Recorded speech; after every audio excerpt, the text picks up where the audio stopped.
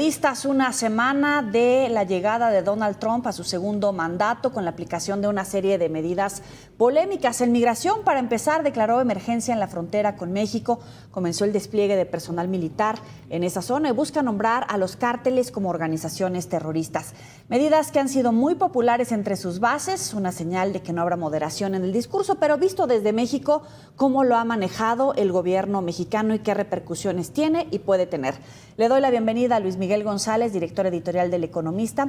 Como siempre, un placer saludarte. Eduardo Ruiz Gili, periodista. Gracias por acompañarnos. Salvador Frausto, director de investigación de Milenio, como siempre, también bienvenido. Comienzo contigo, Salvador. Tu primer corte de caja de los primeros días de Trump y al mismo tiempo de la reacción hasta ahora del gobierno mexicano. Bueno, pues hasta ahorita ha logrado sortear Claudia Sheinbaum de manera positiva esta difícil negociación con un Donald Trump recargado y 2 veces más agresivo de lo que fue en su primer periodo presidencial. Ya hoy en el foro de Davos, el presidente Trump dijo que iban avanzando de manera positiva las negociaciones con México y le vuelve a dar una tunda a Canadá diciendo que son muy difíciles, que sería mejor que fueran uno de los estados de Estados Unidos. Entonces, me parece que eso coloca en una situación, por lo pronto, porque me parece que va a ser muy difícil esa negociación, que van a crecer las deportaciones, que va a llegar el momento en el que se tenga que hablar de aranceles y el gobierno mexicano pues está dando pasos correctos. También destacaría la labor del canciller trabajando con los consulados mexicanos en información y asesoría legal a los migrantes mexicanos que puedan ser deportados. Entonces, me parece que los primeros pasos son interesantes ante que algunos medios franceses ya están llamando el tecnofascismo de Donald Trump y Elon Musk, como caracterización de un gobierno de derechas que atenta contra la agenda de derechos humanos y contra la agenda, por ejemplo, de igualdad de género y de temas de diversidad, de identidad de género y de identidad sexual. Vamos con los contrastes. Eduardo. A ver, México no ha negociado nada todavía con Estados Unidos. Hubo una llamada entre Juan Ramón de la Fuente y el nuevo secretario de Estado, Marco Rubio. Hasta ahí sabemos, una llamada, y lo que yo he leído en otros medios extranjeros es que saludaron, fue una llamada de cortesía. No ha habido el más mínimo acercamiento que sepamos todavía entre ambos gobiernos. La presidenta Claudia Sheinbaum ha estado tranquila, como ella dice, con la cabeza fría, no se ha acelerado, está llevando, pues tratando de hacer una plática respetuosa con Donald Trump, mandándole mensajes que aquí está México, estamos yendo contra los delincuentes, estamos parando en la frontera a más personas, no están llegando tantos a la frontera del norte, pero hasta ahí es lo único que sabemos. Lanzan un programa para que la gente cuando regrese sea feliz, pero ¿con qué dinero? Porque no hay dinero para esto, no hay dinero ni para darle su tarjeta de 2,000 pesos a, ¿cuántos queremos? 100,000, 200, 300, 400,000 personas que nos deporten. No tenemos dinero para afiliarlos al Seguro Social, no tenemos dinero para darle cabida a todos en albergues, no tenemos dinero para transportarlos a todos sus lugares de origen. No tenemos dinero. Van a tener que sacar el dinero de algunos proyectos ferrocarrileros o aeroportuarios, o de algún lado tiene que venir el dinero. Pero la verdad es que no ha pasado nada más que Trump hablando y amenazando. Se han emitido documentos tanto por Trump como por la Casa Blanca, donde está diciendo que México está invadiendo Estados Unidos, lo cual no es cierto. Pero yo creo que hoy estamos en un terreno así en la dimensión desconocida, porque no ha pasado nada, que sepamos. Capaz de que atrás de bambalinas están discutiendo, negociando, pero oficialmente no ha pasado nada. La presidenta ha insistido en que los equipos se tienen que reunir. Yo creo que ella también debería decir que se quiere reunir con Donald Trump, porque Donald Trump es el único que va a decidir esto, ni sus equipos van a decidir nada. Y hoy decía, ¿no? Vamos mejor con México, no así con Canadá, pero tienes razón, tal vez de la realidad a los hechos hay todavía un largo camino. Luis Miguel. Creo que está mal que lo diga en una mesa de periodistas, pero la parte más irrelevante es la que está ocurriendo en los medios. Que en la mañanera se diga una cosa, que en redes sociales o que Trump en Davos dé la nota, francamente es lo menos relevante, porque en algunos casos son cortinas de humo. Creo, hoy mismo, jueves, decía Ricardo Monreal, vamos a empezar a revisar el presupuesto. Me parece que una de las primeras cosas que se hizo mal, terriblemente mal, es el presupuesto 2025 se discutió y aprobó como si no existiera la amenaza de Trump.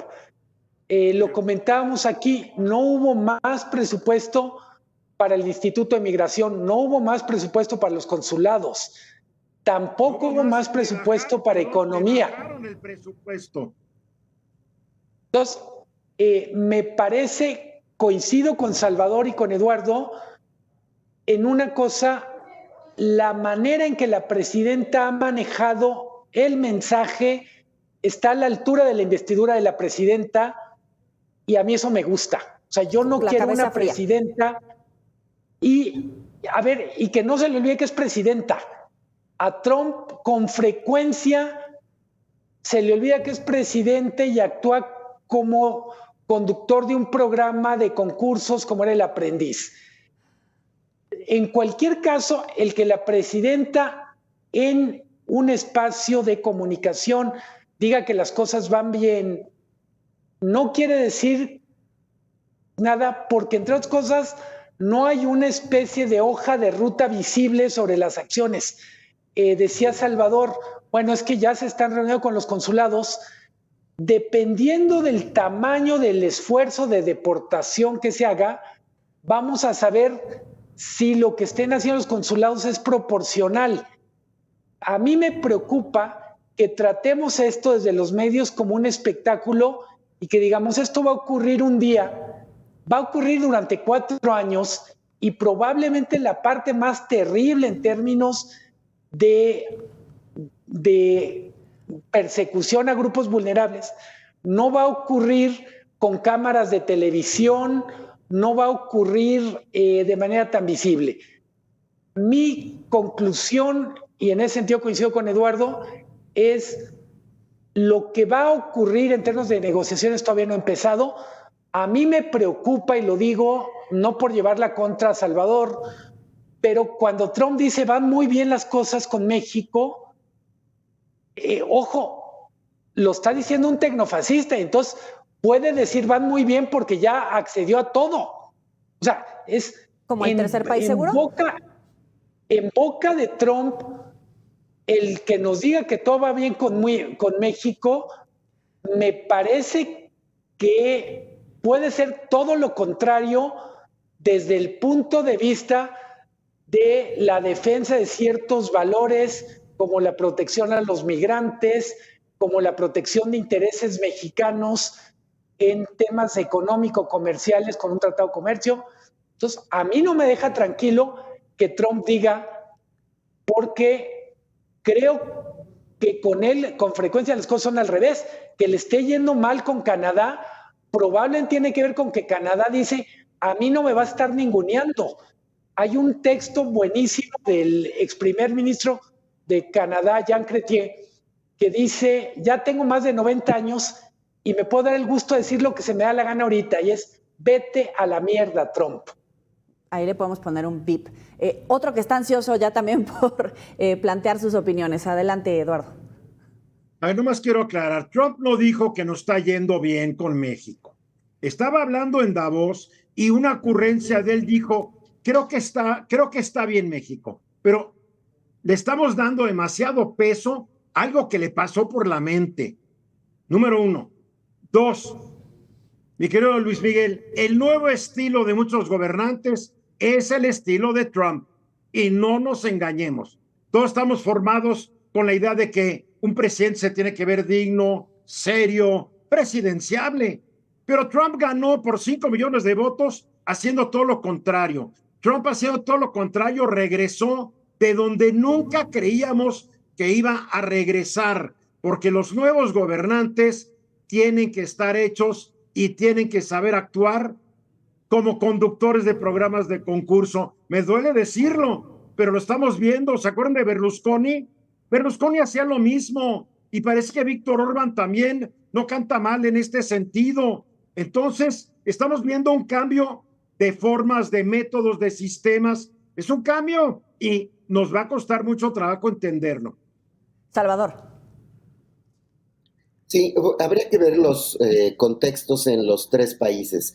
En el caso de los Estados Unidos, las encuestas señalan que la mayoría de la gente, ligeramente, pero la mayoría de la gente está de acuerdo con las deportaciones de migrantes. Están de acuerdo con que se le impongan aranceles a otros países. Eso nos da un indicador para un presidente populista como Donald Trump de que sí va a avanzar en la negociación.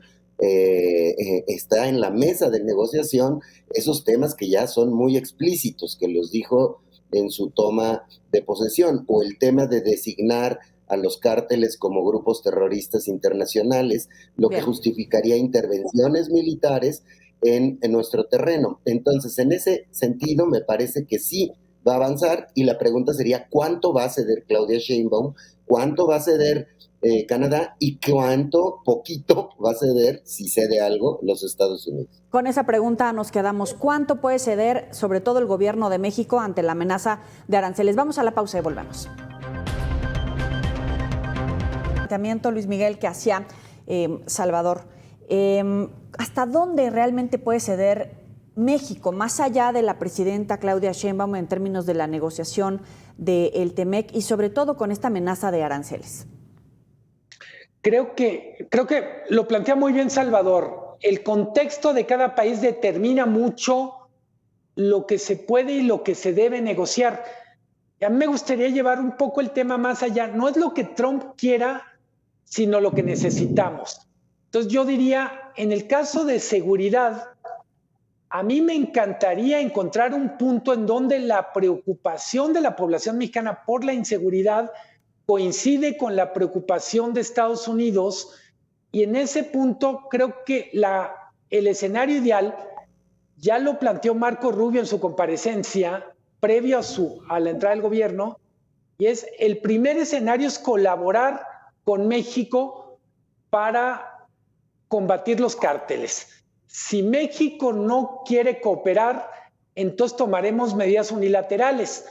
Yo diría, me parece que el mejor escenario en ese tema es que sí haya una cooperación binacional, porque lo que creo que es absurdo es decir, es un asunto de soberanía.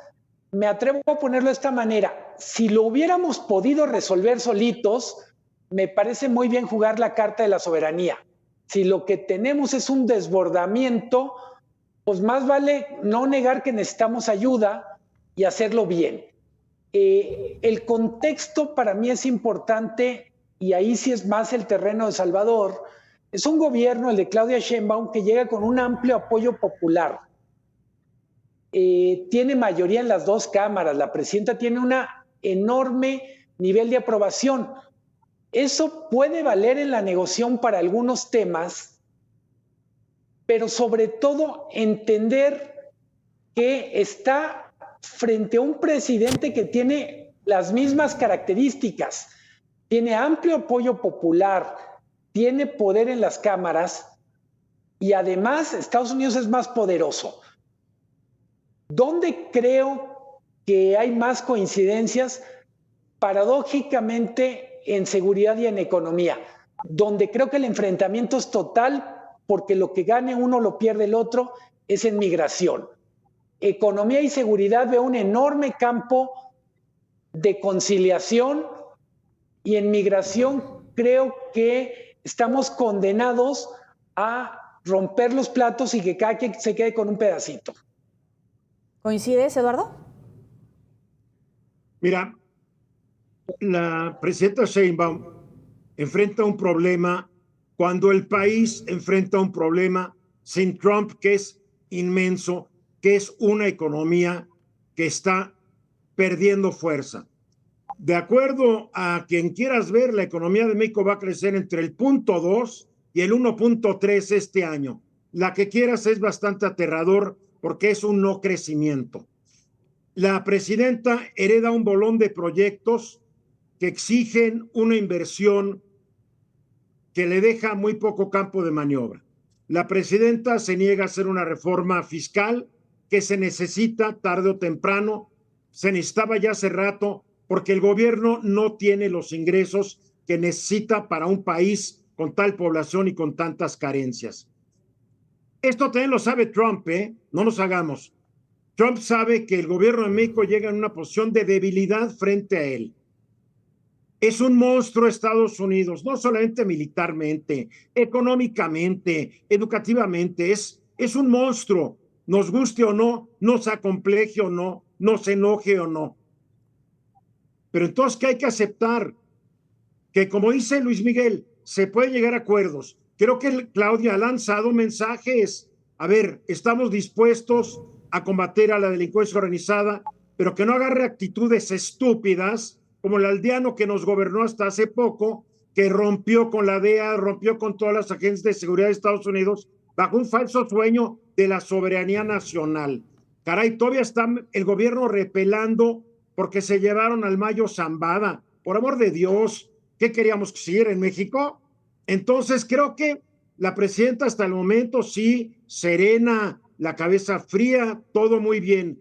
Trump sabe la debilidad económica y va a poner unas condiciones muy fuertes.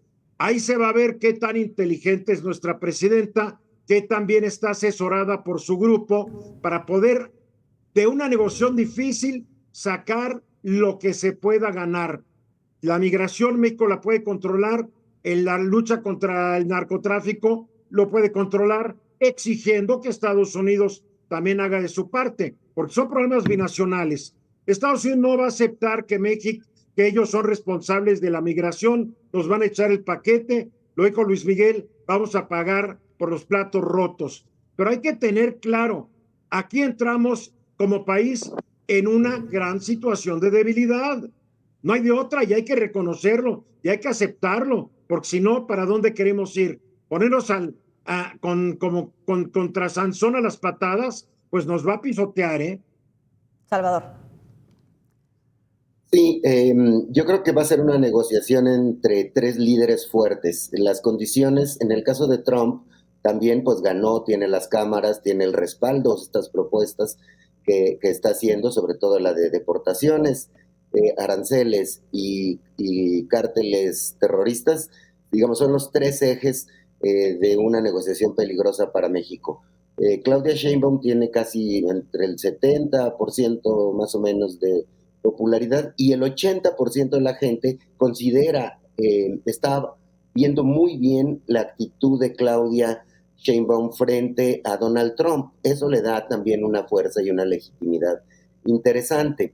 En el caso de Canadá, Pierre Poilievre, que es el que se perfila para ganar las elecciones este año, tiene una amplia ventaja en las encuestas, tiene casi 50% y 20% tiene a quien ponga el Partido Liberal. Entonces, vamos a tener tres líderes fuertes en un cuarto de negociaciones y hay que tener cuidado de no caer en la caricaturización que hace Trump de México. Por ejemplo, no es verdad que todos los migrantes son delincuentes, no es verdad que, que digamos, el asunto de los aranceles vaya a llegar a niveles altísimos, es decir, va a haber algún tipo de aranceles seguramente, va a haber disminución en el ingreso de migrantes y lo que más me inquieta a mí es qué tipo de colaboración va a hacer Estados Unidos en la lucha contra el narcotráfico. Es decir, si las fuerzas especiales del ejército de Estados Unidos van a intervenir directamente en un operativo para cazar, digamos, un capo en Sinaloa, o van a ser solamente trabajos de inteligencia. Esa es lo que me parece que, digamos, todavía está en una nube más gris. Yo sí esperaría que entre la lista de lo que va a ceder México esté, vamos a tener que aceptar, va a tener el gobierno de México que aceptar aranceles en algún área, y el cálculo, perdón, sobre deportaciones, según algunos fondos de inversión de Estados Unidos, calculan que va a bajar el ingreso anual de 1 millón de migrantes que pasan cada año a más o menos 750,000. Y cierro con esto, Joely. Es decir, ahí va a haber una disminución, pero no tan dramática como dice el PAN y demás, ¿no?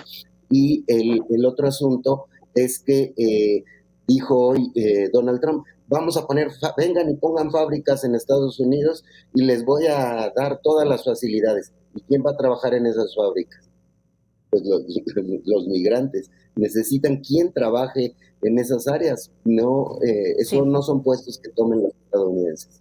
Retomando un poco lo que dice Salvador, voy contigo, Eduardo, que también lo ponía sobre la mesa. Vamos a ver qué le aconseja su gabinete a la presidenta. Hay una escuela que dice que efectivamente se tiene que aceptar un porcentaje de aranceles que puede ir del 2 al 4, al 10 o hasta el 25% a pesar del acuerdo comercial.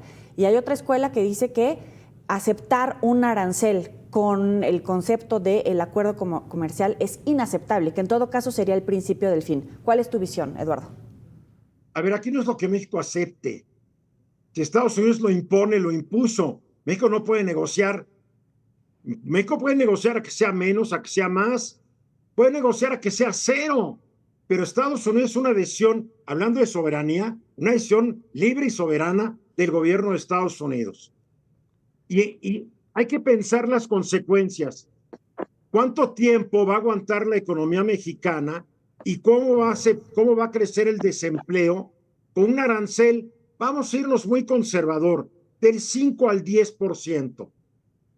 Ese arancel va a generar desempleo, puede generar una recesión y a ver cuánto dura la popularidad de la presidenta. Porque hay que decirlo, la popularidad de una presidenta es como la popularidad de cualquiera de nosotros. De un día para otro se evapora porque no le gustó al público, porque no le gustó al votante, porque no le gustó a nada. Esta discusión, sí, Claudia tiene esta fuerza y la apoyamos, pero hasta ahí llega, porque al primer error, al primer dolor que nos golpee Estados Unidos a la cartera, vamos a ver cómo sigue la popularidad, Cuidado. Luis Miguel. Dice Eduardo, al primer error, el problema en tener una negociación tan asimétrica con una contraparte tan poderosa es, primero, Trump no reconoce que México y Canadá sean iguales. Claro que no. Lo hemos comentado mucho.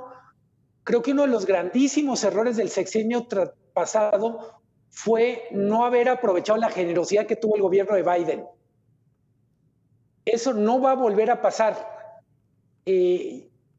Vamos a tener un presidente de Estados Unidos bastante patán en la negociación, diciendo, a ver, no, esto no es la ONU. Yo soy el principal mercado para tus bienes y servicios, para la población que quiere emigrar, y yo pongo las condiciones. Si no te gustan, ve a tratar de vender a Guatemala o vete a tratar de vender a Cuba. Al cabo ahí te has portado muy bien. En buena medida, el gran tema es, México va a tener que ceder, va a tener que tragar sapos. ¿Cuántos sapos podemos tragar?